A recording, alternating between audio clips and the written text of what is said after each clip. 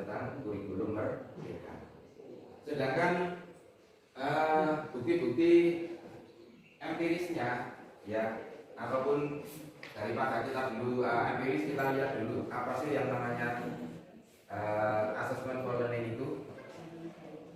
Nah, Bapak Ibu kalau di kurikulum saya baca sudah ada itu ya, ada assessment of learning gitu ya, ada assessment for learning dan ada assessment as learning.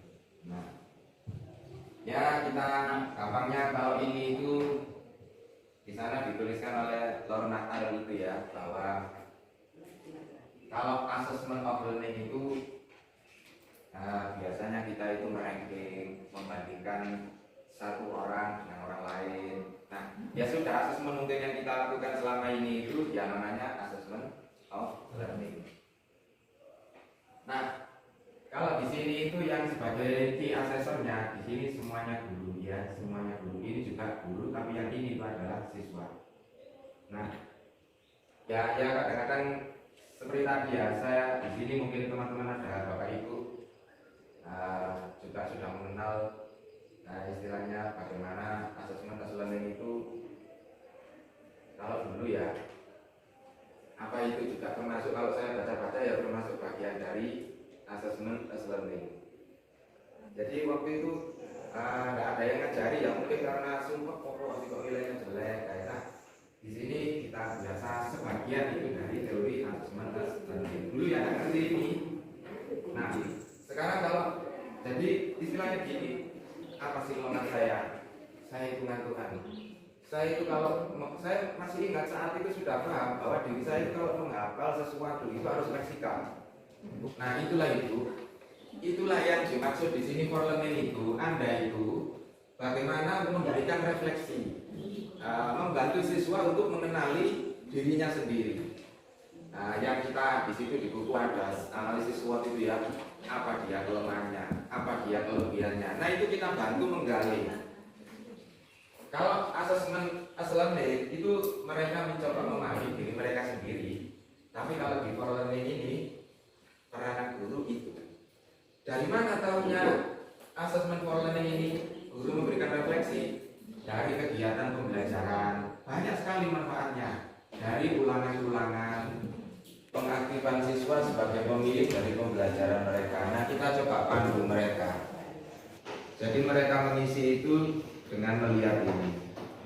Jadi ini membantu mengenali diri mereka sendiri. Kalau mereka sulit, kita letaknya di sini pada tahap kelima ini, pengaktifan siswa sebagai pemilik dari pembelajaran mereka sendiri. Semacam lesson study, ya.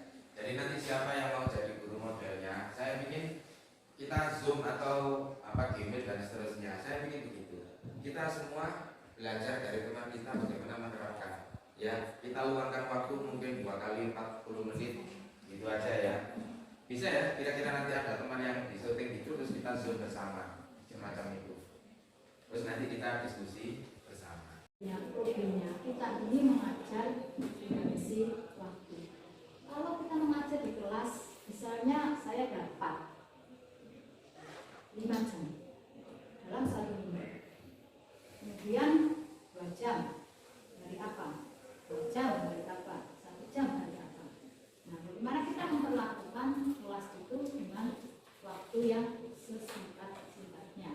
Yang saya alami mengajar itu seringkali kita dikejar waktu dan dikejar target. Selama ini ya realnya ya, maka kita katakan tadi kasih ideal, benar kan dari yang ideal ya. Nah, tapi kalau itu kita laksanakan, tapi paling tidak ada manfaatnya Pak. Manfaatnya kita dapat informasi yang baru.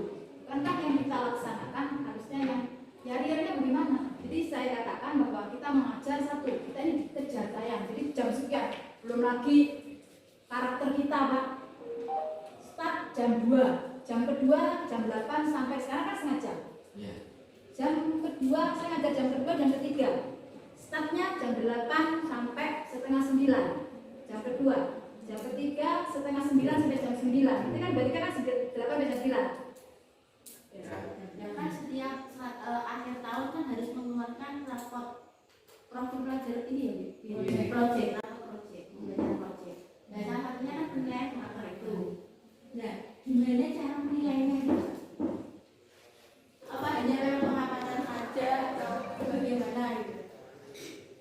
Ya, sikap itu lebih cocok kita ciptakan kondisi yang memungkinkan behavior itu muncul.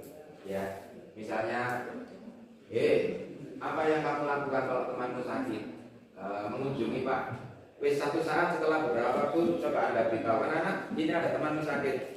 Si A hari ini tidak masuk, dia dirawat di rumah sakit. Ya, anak-anak langsung respon. Itu berarti level efektifnya itu hanya sebatas pengetahuan, belum sampai action atau bahkan dari karakter. Nah, itu berarti kita pakai observasi. Nah,